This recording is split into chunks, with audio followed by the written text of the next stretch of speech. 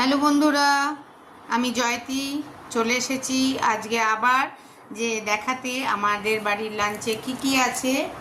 তো শুভ দুপুরে শুভেচ্ছা আর বলছি না, কেননা এখন 4:10 মানে বিকেল প্রায় হয়েই গেল। তাই শুভ দুপুর অ্যান্ড বিকেল দুটোরই শুভেচ্ছা জানিয়ে দেখাচ্ছি আমি আমার লাঞ্চে কি আছে। ভাত আছে, সঙ্গে আছে বড়া আলুর তরকারি, আর এদিকে সজনে ডাঁটাও বড়া দিয়ে সুদীপ করে ফেলেছে। আজ আছে চাটনি।